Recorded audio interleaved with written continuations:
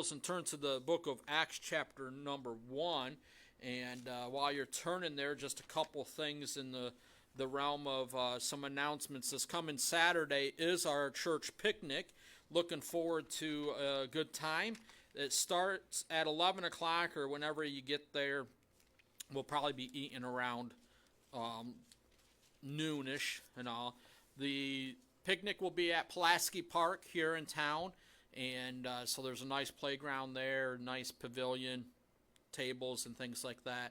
Sign-up sheets right over here on the wall, so if you could sign up this evening if you haven't, that way we know how many are going to be here, so we know what we need, because we got to make sure we have enough plates and forks and knives or whatever we need for that.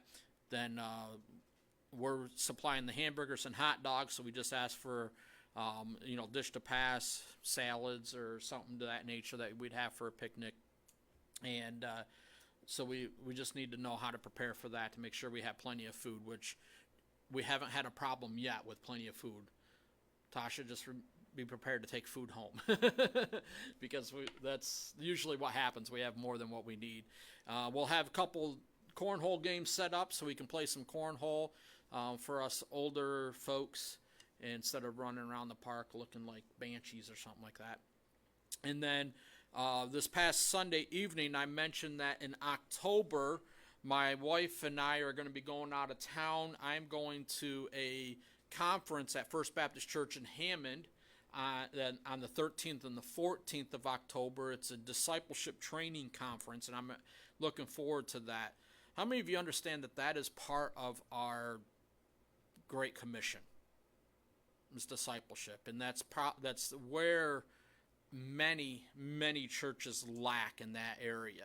And so I'm actually, when I saw it, I'm all like, I want to go to this. I want to learn more. I want to start a discipleship program in the church, and that will be a first step towards that.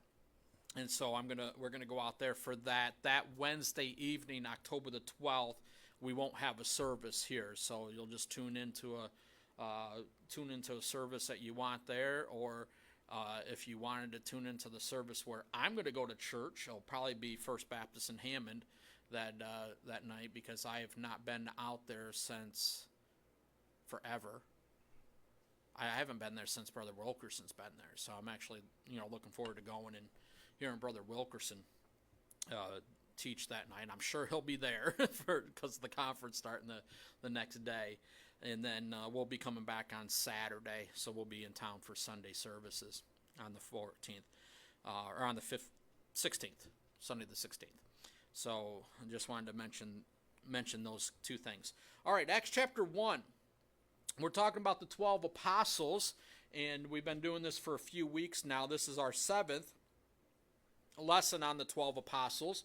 This is the one that we are actually going to that is different than the normal list. Our normal list we've been taking out of Matthew chapter 10. I'll turn there real quick, and we'll give you that list that lists the 12 apostles, which is amazing because it's in the book of Matthew. And generally when we're talking about the 12 apostles in Matthew, Mark, Luke, and John, we refer to them not as the apostles, but as who? The disciples. All right, but Matthew, and of course you got to remember, the time that Matthew and Luke wrote, and John wrote about this, was after Jesus went back to heaven. Okay, so they're just given a memoir of what they went through. And in Matthew chapter 10, verse number 2, it says, "Now the names of the 12 apostles are these. The first, Simon, who was called Peter, and Andrew his brother, James the son of Zebedee, and John his brother, Philip and Bartholomew, Thomas and Matthew the publican, James the son of Alphaeus, and Lebbaeus, whose surname was Thaddeus, Simon the Canaanite, and Judas Iscariot, who betrayed him."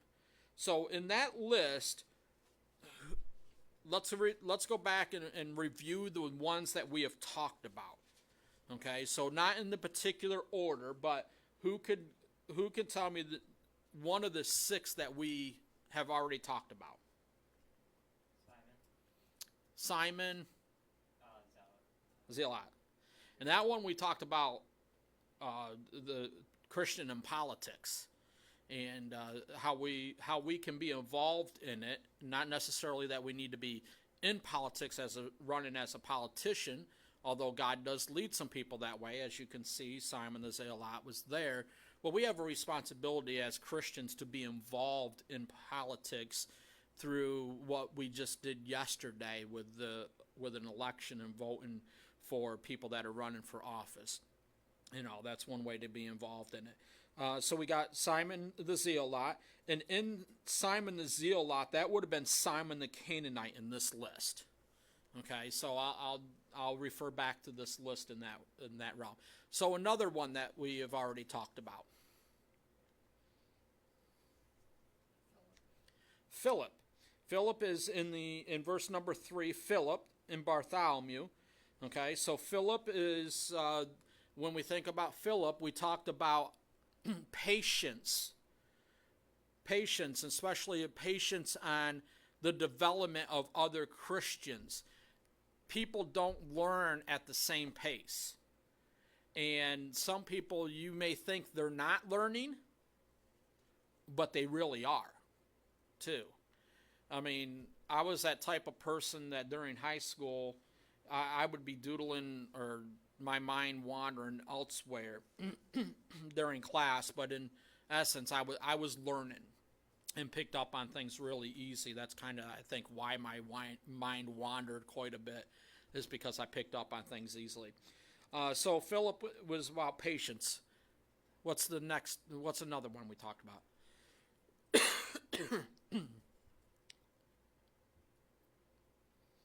David's got a cheat sheet up here. Who else?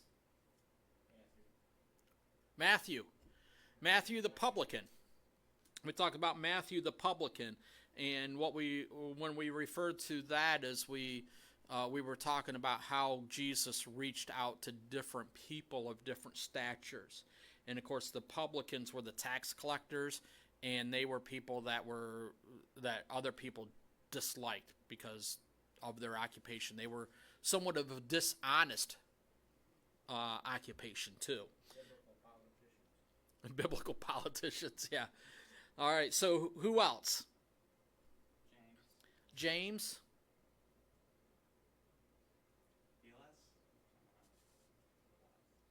James the Less. James the Less. And this is, James was a half-brother of Jesus. Okay? And he was the last because there really isn't much about him in there. And again, that has something to do with how we different people that we reach. Who else did we talk about? So Simon, James, Philip, Matthew. So we got two more.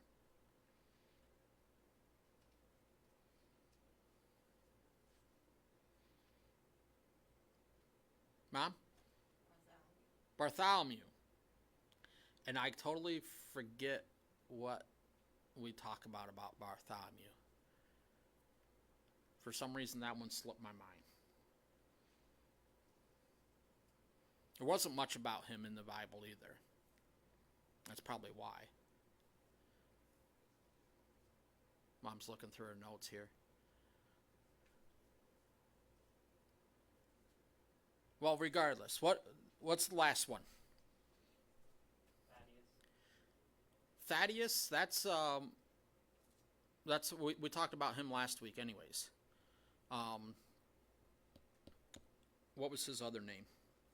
Lebbeus, Thaddeus, and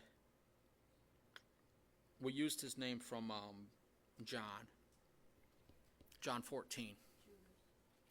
Judas, yes, Judas. Okay, and he's the one that wrote. He's the one that theologians believe wrote the book of Jude. Okay, but there was. How did we get off on this one? Because we're missing the very first one, Nathaniel. And when we talked about Nathaniel, we talked about how he was one that studied the Lord, and knew who the Messiah was according to the Old Testament scriptures. So now, Acts chapter 1, look at verse number 15. This is going to be a shift here, somewhat of a paradigm, okay?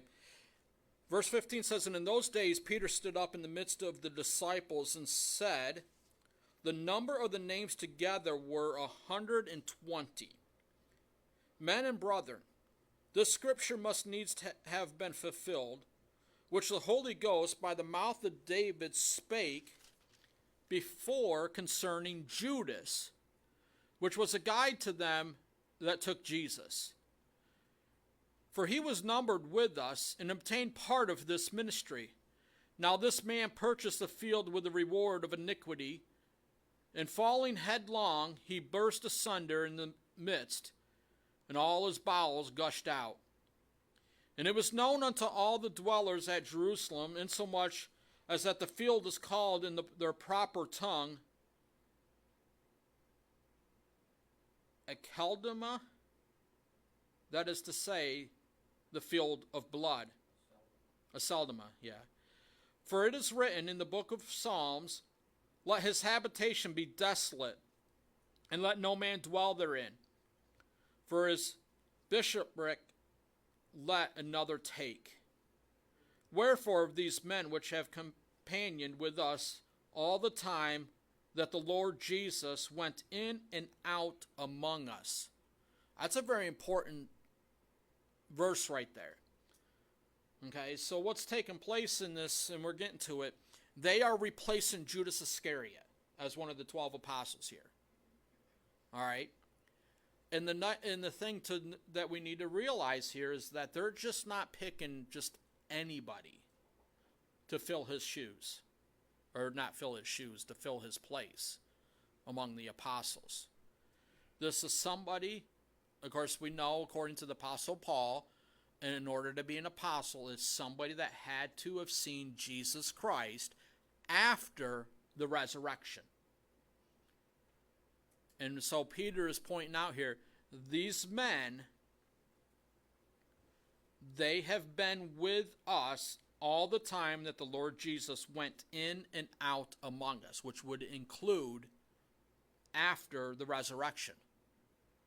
So these men may have very well been in that same room where Jesus entered into the room without even opening the door, where Jesus allowed Thomas to feel the prints in his hands and the piercing in his side.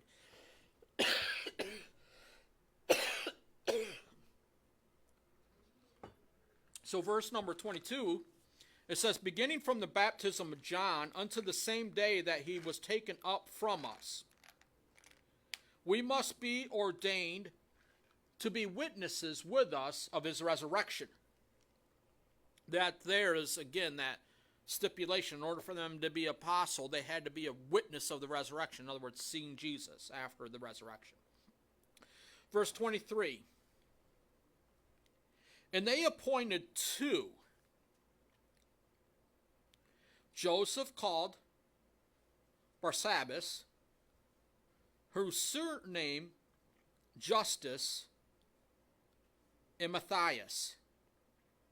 And they prayed and said, Thou, Lord, which knowest the hearts of all men, show whether of these two thou hast chosen, that he may take part of this ministry in apostleship, from which Judas by transgression fell, that he might go to his own place."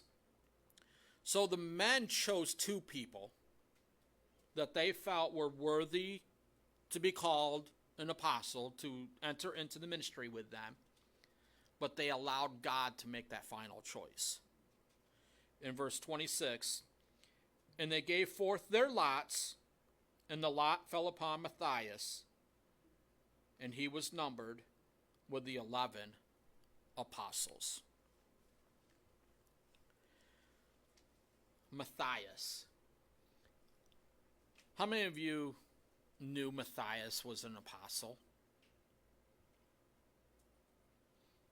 Not too many do. Any idea why not many people know that Matthias was one of the 12 apostles? Huh? He's hardly mentioned. He isn't an original one. He wasn't chosen until after. He's not an original. So, as Jeremy said, he was chosen after. And, of course, what is the main list made up of? The 12 disciples. And so, yeah, you learn the 12 disciples. You don't learn the 12 apostles' names. So, in essence, that's the reason why he's not known that much. On top of it, this verse isn't a huge doctrinal passage to where we would spend time preaching and teaching. So, other than this passage here, there is no other mention of Matthias in the scripture. So we've talked about a couple people now where there's not been much mentioned. Last week we talked about Thaddeus or Judas, which not much mentioned about him. So we wonder, excuse me, what can we learn? What can we learn from this man, Matthias? Not know him much, what would you think is something that we could learn from him?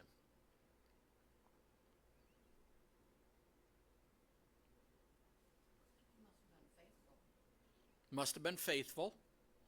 We can see that in the scripture because these men were with them when Jesus was coming in and out. What else? He had a good reputation. Had a good reputation. I mean, there was 120 people men in this upper room. 120, okay? Take 11 of them out, so that leaves us how many? 109 men in this upper room. Out of those 109 men, how many did they choose? 2. So he had a good reputation. Because why else would they have chosen him, right? What else do you think we could learn from here? Must have been close to Jesus. Tell us a little bit more. Why would you think that? Well, because he was picked, they left the decision up to God to pick out the man that they wanted to be apostle. And he was picked by God, so he must have been close to Jesus. Yeah, he might. I would agree with that statement. That God chose him because, and really we could think about this statement. Okay. He was close to Jesus. He was faithful, and he had a good reputation. How many of you think that would be a reason why God would choose you for a special ministry? Those 3 things. I think it's pretty good. Yeah, I think it's a pretty good recipe, right? Even though we don't know what kind of man he is, we do see what kind of man the others thought he was. Just what Jeremy said. Reputation. So that can help with you and I asking a question. What do others think of us? What do others think of us? Okay? But we also know not only did these men think of Matthias with a high regard of a reputation, these men were also looking for somebody that would be useful. Looking for somebody that would be able to, again, their ministry. He says in verse number 25, that he may take part of this ministry. And when we think of ministry, a ministry is serving others in all different aspects. So they had to be somebody that was useful. And also, we're going to learn something else here. Okay?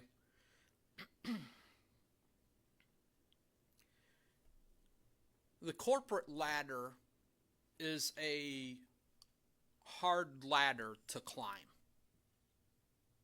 Okay, if you've been in any kind of corporation business of any sort, you understand what I'm talking about. It's a hard ladder to climb. But how do you move up the corporate ladder?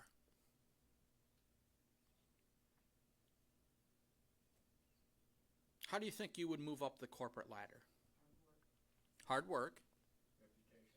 Impressing your supervisors. Reputation. A whole lot of patience. Patience. Determination. What else? Yeah, Really good Follower. resume. Good resume. That's part of your reputation, by the way. have to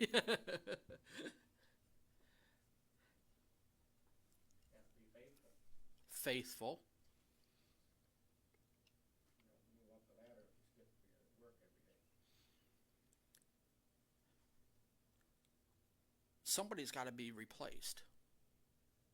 Right? That's what's taking place in this passage. Somebody is being replaced. You can't move up the corporate ladder if there's no place for you to go. That's not totally. Well, huh? That's not totally. Well, you're right. But in the sake of this situation, This situation, that is. there's only 12 people. All right? I want you to think about being used of God. Is there a lot of opportunities for you to do something in the ministry here at Open Door Baptist Church? We're limited. We're limited by space. We're limited by the number of people we have. So the need is limited in that sense. Okay. So do you think that we need people to be ready to step up when a need comes open? Absolutely. Absolutely. Much of our usefulness to God comes when He needs to replace somebody. Much of our usefulness to God comes when He needs to replace somebody. What do I mean? Somebody passes away. The church that I'm going to go to in October, Dr. Jack Heil has pastored that church for, oh my word, early 70s or something like that. For a good number of years. They weren't looking to replace him because he wasn't going anywhere. How many times did you hear him or hear of him saying, you don't retire from the ministry, God removes you. Okay? And he pastored, he preached right up until the last Sunday before he went into the hospital and then passed away within that week. But then the position opened up. His son-in-law took that position and was in it for a number of years, and then he removed himself from the ministry because he got into sin. So then they found themselves looking for another person. Just happens to be that person that they called the pastor of church had been pastoring a long time, a church in California. He stepped out of that church to take the position at First Baptist in Hammond. When somebody dies, when somebody moves on, when somebody quits, that's how you move up the corporate ladder most of the time. Okay? They move to another area of service, whatever. So for you to be used of God, you got to think of this, okay? So who has the greatest influence in a church?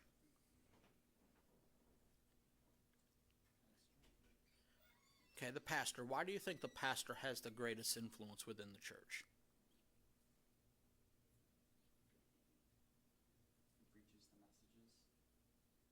He's the one that does all the speaking. I guess that's a pretty good reason, right?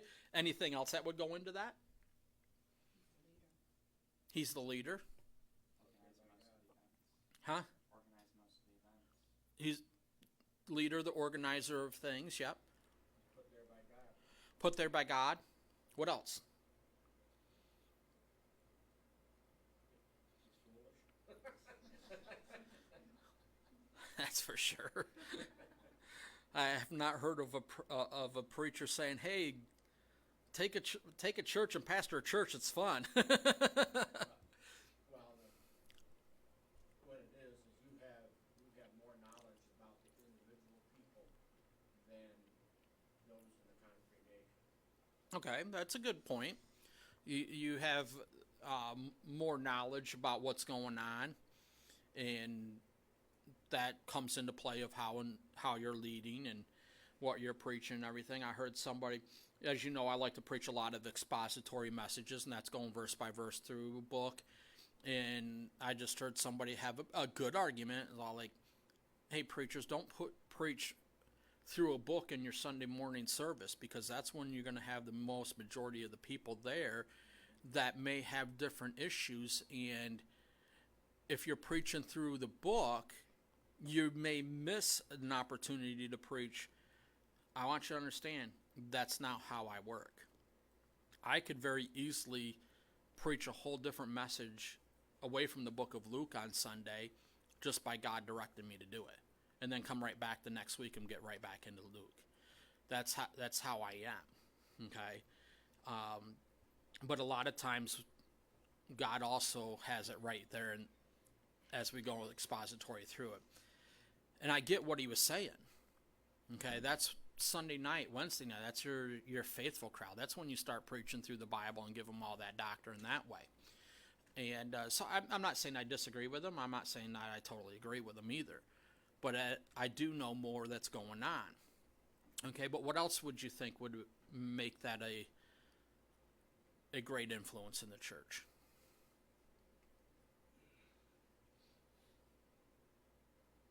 Stay present more often than most of the other people. Okay, the faithfulness. Yeah, faithfulness. He's present more often than other people. I mean, how many times you see pastors out of their pulpits and on vacations and stuff? Don't get me wrong, they take them, but they're not going to miss church as often as the folks in the church would miss. Kind of hard for me to miss church when there's nobody to fill in for me. Now, if I had a staff and I'm sick, "Hey, brother David, man, I'm sick today. I need you to fill in for me." Okay, so yeah, he's going to be there more often than not. What else do you think? Led by God. Anything else? There's an obvious one in the Bible that we're missing right now that we haven't mentioned yet.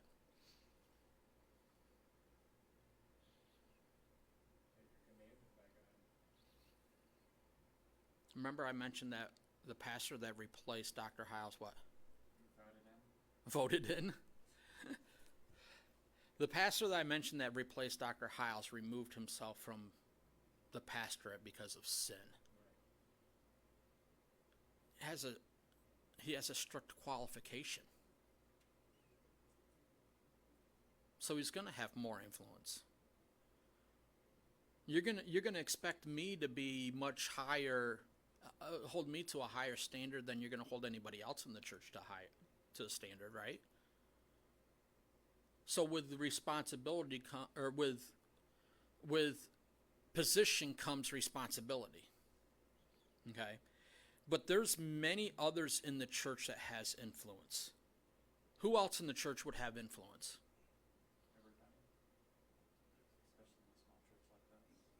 Everybody, especially in a small church like this. If we were to put names to them, what do you think it would be?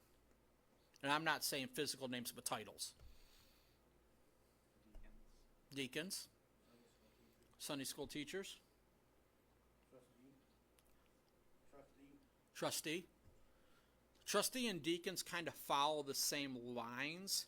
The biggest difference is the qualifications. There's no biblical qualification for a trustee, but New York State, as an incorporated business, we're required to have trustees by New York State law, and they act along the same way. They're there to help with the business decisions and things like that. Separate people. Mm-hmm. Where in our church it's the same, one person serves the same position. Yeah, and sometimes even, the really large churches, that's what it is. But a lot of times a deacon and a trustee is going to be the same thing, and usually, like a small church like us, what we would say is, well, that head deacon would be the first trustee, and kind of go in order of responsibilities and things like that. Because you have to have 3 trustees. So what else? On the same lines of what he said, the treasurer. Treasurer. Do we want a thief as our treasurer? Sure, why not? Yeah, that's real smart, huh? What else? Who else got influence? Huh? Only if they're sharing. Only if they're sharing. Do we want a thief as a treasurer? Who else has got influence? Jeremy, he doesn't even share with me. Well, let me give you a little list. Do visitors have influence? Yep. How would a visitor have influence? You can promote stuff and flyers. I like what you said, can promote stuff. A visitor can have an influence because if they come to our church and they enjoy it and they like it, what are they going to do? Tell their friends. You're going to tell, word of mouth. Word of mouth is the best advertising that you can have, but it's also the worst advertising you can have. So yes, visitors have influence. Do you think those that attend church have influence? Oh yeah. You see 2 restaurants next to each other. They're both open.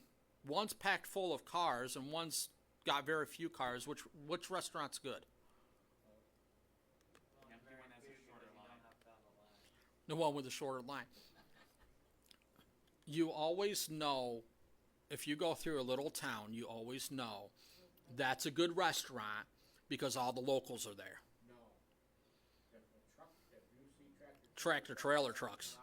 you want to go there. Yes. That one I will not disagree.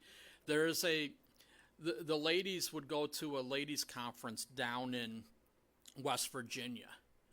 And there was a restaurant that they always stopped at on their way down to West Virginia or way back from West Virginia because of the food. And it was a truck stop, believe it or not. The workers have influence. Soul winners have influence. Teachers have influence. Deacons have influence. And pastors have influence. Nursery workers. Yeah. I read that from the least influence to the most. Okay. I'll think about church involvement. What does that look like to you? I'm watching time. We got 20 minutes and I'll be done. But when I get to the meat of this, it's going to go really quick. Right now we're just doing a bunch of discussion. 2 models of church involvement. What does it look? What do you think is a model of church involvement? Attendance. What were you going to say? So there's a loose model and a strict model. Loose model and strict model. In the loose model, this is a group of people that volunteer to do a job that they want to do. If you were to be able to volunteer to do a job that you want to do, what would it be, Paul? I'd say greeting at the door. Greeting at the door. David? Does that have to be an existing position? Because I would be the official donut eater. Just saying. Official donut eater? That's a tough one, David. That is a tough one. But besides a donut eater, if you had a position in the church, what would you do?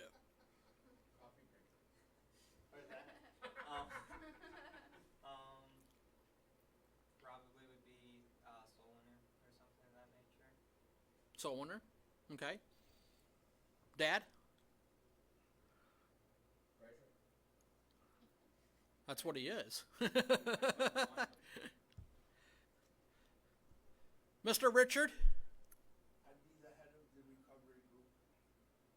Head of the recovery group. See, there's a whole different scenario. Okay, ladies? Mom? Church secretary. Church secretary. So she's in a way the church secretary. Not officially that she does all the letters and everything, but she when we do have business meetings, she keeps notes of that.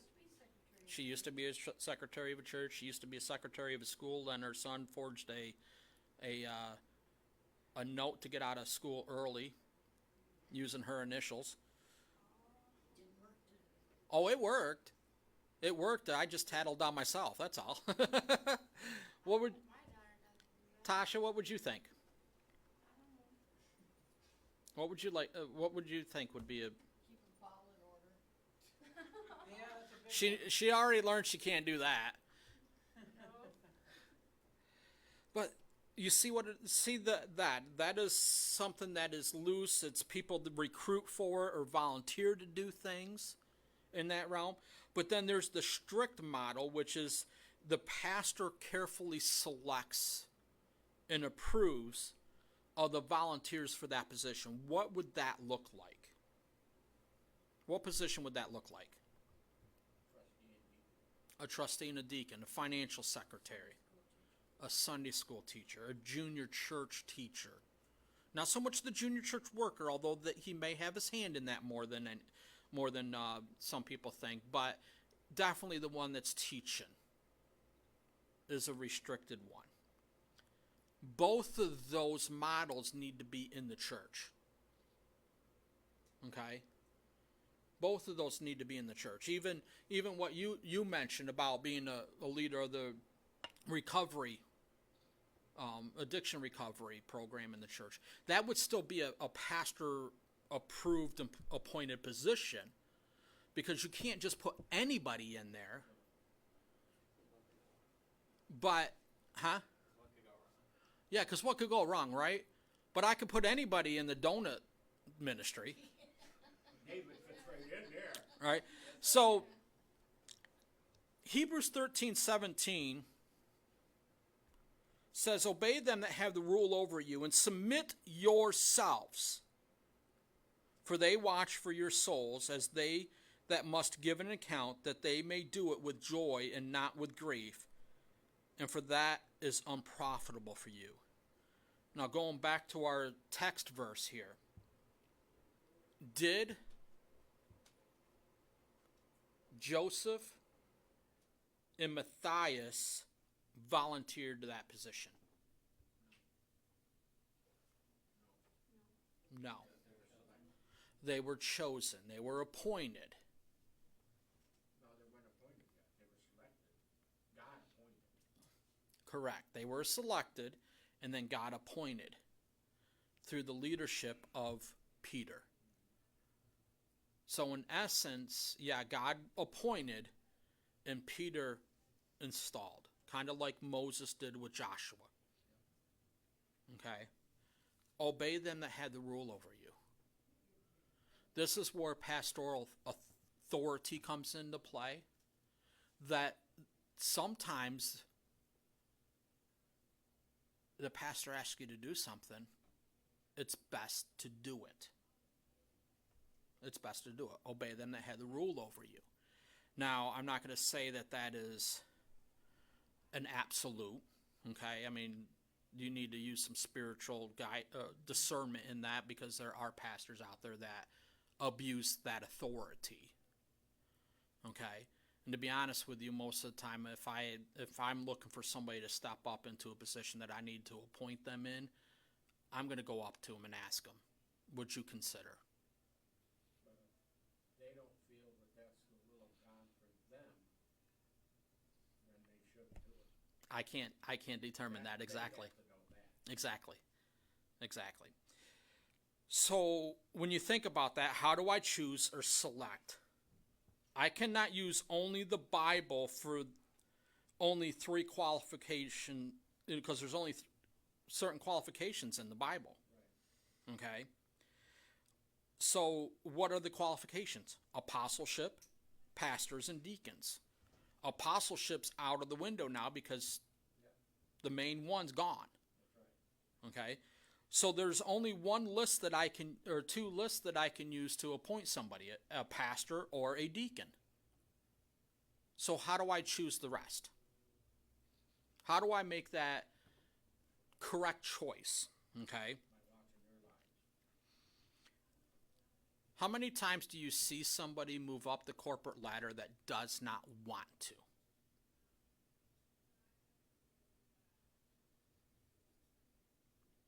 You don't see it happening. All right.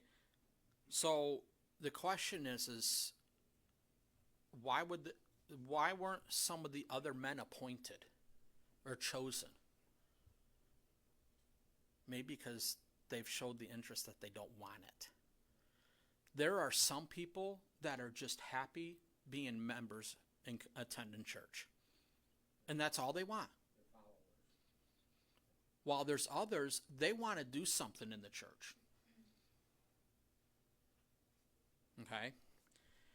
If you aren't interested in being useful to the Lord in the church, you can take a nap right now. Okay? I'll just tell you, you can take a nap right now because I'm going to talk about being used in the church. Number one, faithfulness. Faithfulness. Pastor, I want to do something. I want to be involved in the church. I want to have a position to do something in the church. Be faithful. Be faithful. We mentioned it. You mentioned it. Or not you. Mom mentioned it, right? They were faithful. In and out. They were there when Jesus was in and out the whole time. The idea of faithfulness is that someone is dependably available. Dependably available. We need that. We need that. Jonathan wasn't here on Sunday, okay? How did the sound and video go on Sunday?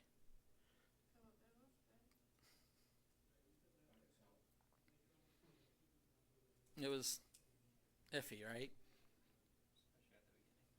Especially at the beginning. This thing was acting crazy and everything.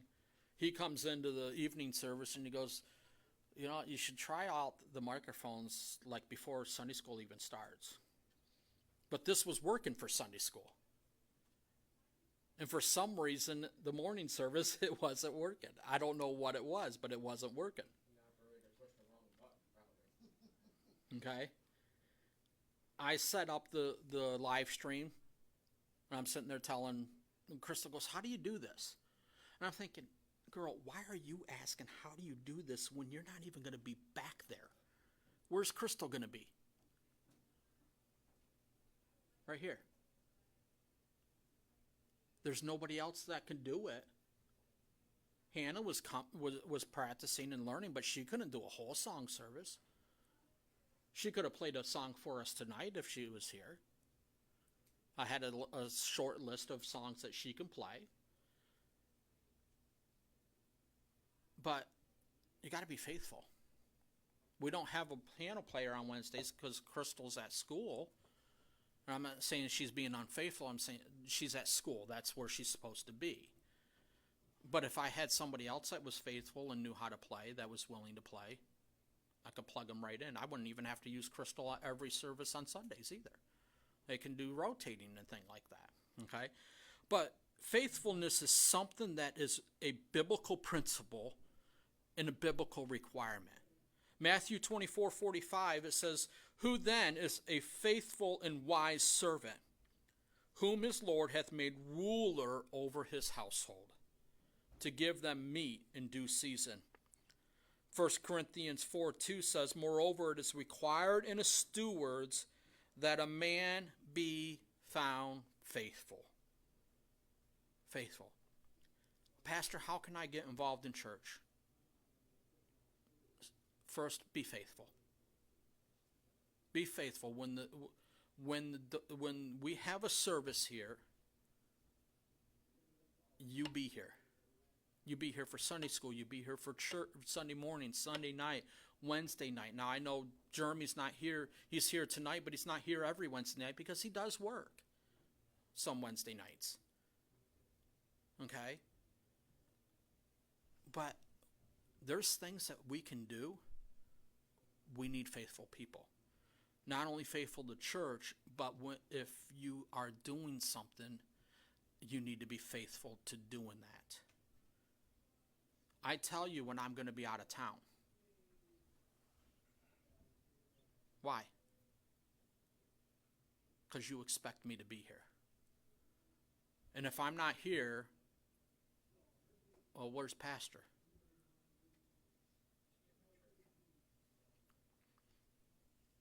Before I can entrust anyone with a service opportunity, you first got to be faithful. I had somebody come up to me. You still need somebody to clean the churches on Saturdays? Do I need somebody to clean the church on Saturday? What do you think? No, I don't. You know why? I can do it. And I do it a lot of times. But that's an opportunity that somebody can work, right? Person asked me, do you still need somebody to clean the church on Saturdays? Yes, I do. What time? What time can you be here? I can be here at any time on Saturday. 8 o'clock too early? I said, nope, I'll meet you here. I'll meet you here. Somebody that's faithful to church. I didn't beat an eye with saying, yeah, let's do it. Because they're faithful to church. Now, it's Jonah. I'll tell you, it's Jonah that did it. But he's here every Sunday. If he's not going to be here, I get a text message in the week. Hey, I'm going home to visit mom and dad. I mean, kid's lucky. He lives 4 hours away. So he goes home and visits his mom and dad from time to time. He'll be out of town through the holiday. Okay?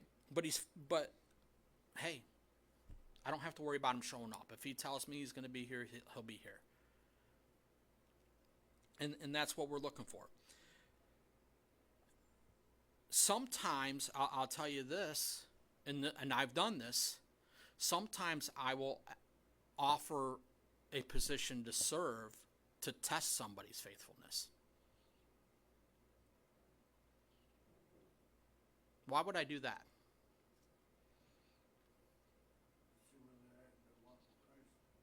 See where they're at. Not just their walk with Christ, their character, too, which is a big part of your walk with Christ. What were you going to say? See if they can handle a lesser responsibility before giving them a greater responsibility. See if they can handle a lesser responsibility before giving them a greater responsibility. Great point. That's a great point. Luke 16:10 says, he that is faithful in that which is least is faithful also in much. And he that is unjust in the least is unjust also in much. You hit it as well as you hit it. To see how their character is, see how their walk with God is, but also to see, can I rely on them with something that's more important? It's easy to come over here and taste test the donuts, but can you make coffee to go with the donuts, right? Number 2, loyalty. This goes a long way. Loyalty. Amos 3:3 says, can two walk together except they be agreed? Can two walk together except they be agreed? The best way to explain this one, to make it easy for you to understand, is I am selective of who I have come in here and preach behind this pulpit. I'm selective of who I have to come and preach behind this pulpit. I've had people ask me, hey, can I schedule meeting with you. I'm sorry, I'm not scheduling meetings right now. A lot of times that's a cop-out. To say, no, I'm not going to book you to speak behind my pulpit. But then I got Brother Hodnett that I've told over and over and over again, anytime you're through my area, let me know. I've told Brother Runyon, which is a desire of mine that probably isn't a reality, but I've told him, if you're ever up this way, I want you to come to our church. Dr. Anderson, if you're ever up this way. And there's others. There's others. I had Brother DeWitt here visiting with us a few months ago. Brother DeWitt's somebody I'd have behind my pulpit, but I didn't know ahead of time. He literally called me or messaged me that day and said, I'm stopping in. And, but he's somebody that I would have behind my pulpit. But nothing to put any of you down, but would I have Richard behind my pulpit right now? I would respectfully decline. And I would respectably not ask. And the reason being is it's not that he's not loyal. He's not ready for this either. Okay? But a big part is, will we agree? And that agreement goes with, what are you teaching? What do you believe? There's some people that call themselves Baptists. I will not have them here. Why? Because they'll get up here and they'll teach Calvinism. There's some people that, good men and doing a good job, but they're a little bit more of this new grace movement than I would rather have. No, I'm not going to. They'll preach salvation, but I'm not going to have them in my pulpit because we don't agree. And that's one thing. I do not believe that a man with the name Bible teacher is 100% usable. I don't believe a guy that calls himself a missionary is 100% usable. I don't believe a guy that calls himself a pastor or an evangelist is 100% usable. Okay? There's a lot, and we need to understand what that person believes. I'll tell you this much. I will never bring a missionary into this church to present their ministry if I would not take them on for support. And then I watch them. I've dropped a missionary because of what they were teaching. When they came through, everything was good and fine. But they slipped off the way, and we dropped them. The word pastor literally means shepherd. And there's a whole lot that goes into shepherding. Watching over the flock is the biggest thing. So I got to be careful. Not only who's going to be here teaching, but who's teaching your kids. I got to be careful. Who's teaching the ladies? I got to be careful. Who's teaching the teens? Who's teaching discipleship? Who's teaching recovery? Who's teaching, and you could put all sorts of ministries in there, because there's all sorts of ministries. I got to be careful. I got to watch over and make sure that you guys are not being taught the wrong things. But probably one of the things that is just as important, this is just as important as faithfulness, just as important as loyalty, is teachable. Teachable. Acts 18:24 through 28 says, a certain Jew named Apollos, born at Alexandria, an eloquent man and mighty in the scripture, came to Ephesus. This man was instructed in the way of the Lord, and being fervent in the spirit, he spake and taught diligently the things of the Lord.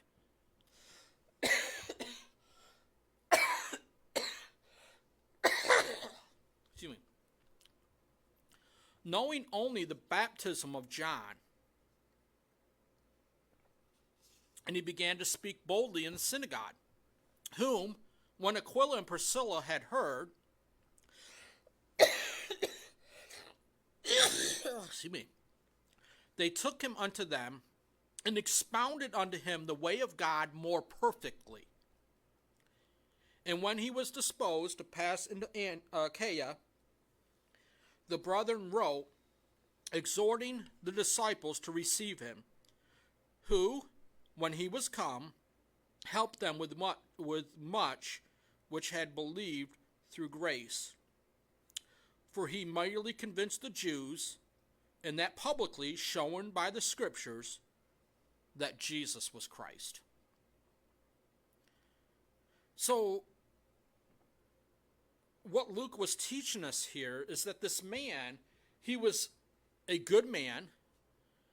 He was teaching the right things, but he just needed a little bit of help on teaching about Jesus Christ, especially since he was going to the Jews, because the Jews did not believe Jesus Christ was the Messiah, or that he was Christ. Oh, well, that means the Messiah. So I was right. But there was two faithful people in the church that pulled him off to the side and said, hey, Apollos, can we teach you about Jesus Christ so that you can help the people more?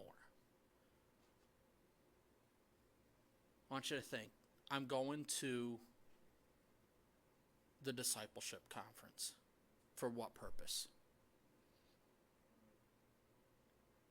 When I seen that, I said, I've got to get here because I'm going to learn something.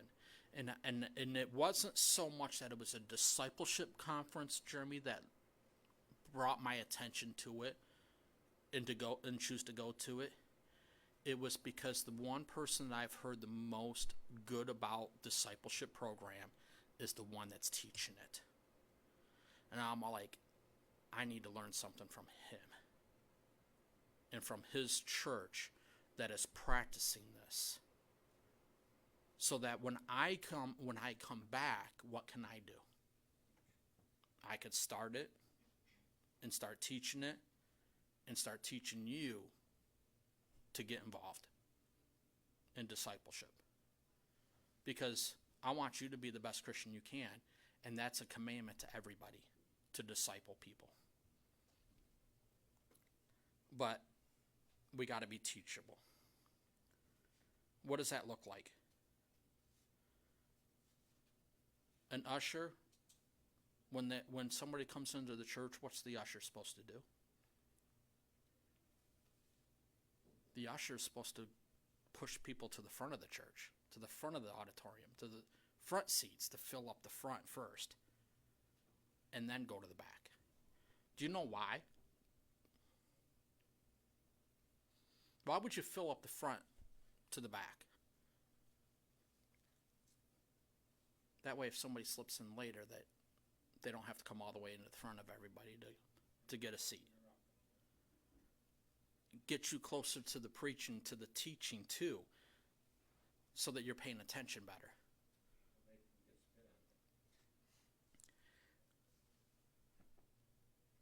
If I expect others to be teachable, I should be teachable. That's why I read books. And then a big thing is ability. And I'm not going to get into this long, but ability. Matthew 25:15. And unto one he gave 5 talents, to another 2, to another 1.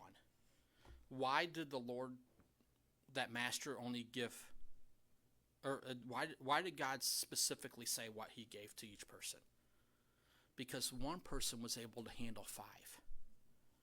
The other person was able to handle 2. The other one was only able to handle 1, and it showed. Because what did the one with 5 do? He invested it and he made 5 more. What did the one with 2 do? He invested it and made 2 more. What did the one with 1 do? He did nothing. Different abilities. Yep. You ever think that God doesn't give you more money because of how you handle your money? That's a long, long lesson to learn with some people, including myself. It's a hard lesson. Yeah. We all want more, but we don't do what we should with what we do have. And that goes to working in the ministry too, in the church. I could only give you a job to do that you're able to do. It would not be smart to just put anybody in teaching. It would not be smart to just put anybody back there working with the sound. That's a very important thing. But anybody could taste donuts. You open that one up, and it's a good example. Anybody can do that. But believe it or not, everybody can't sit at that door and greet people. You know why? You need to be friendly. You need to be friendly. You need to be able to speak to people, and all different types of people.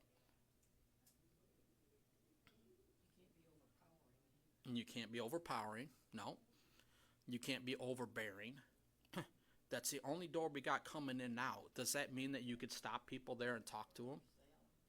They need to be a brother Sally. Yeah, with that one door there, you can't stop and talk to people because people need to be able to flow in and out that door, whether they're coming or going, okay?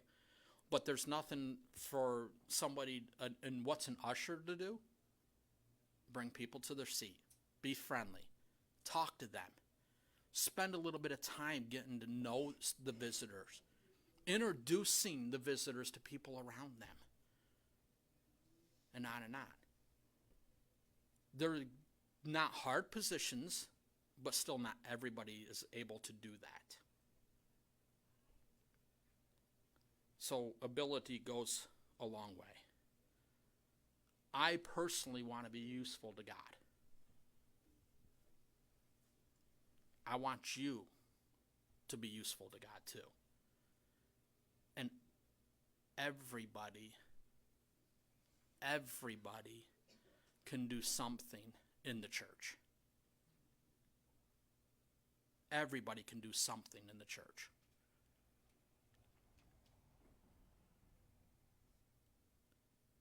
But will everybody? I want to be used. I want you to be used. But what's most important is, do you want to be used? Are you willing to be used of God? The more we do, the more people we got working in the church. You know what? Let me ask you this. Who wants to enjoy church more than you have been?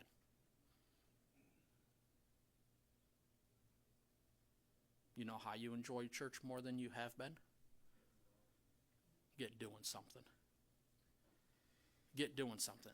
And listen, I don't have to appoint anybody to get up and be friendly and talk to people. Just do it. And that's how I might say, hey, will you do this for me on a regular basis? Think about that. Father, we thank you for this day.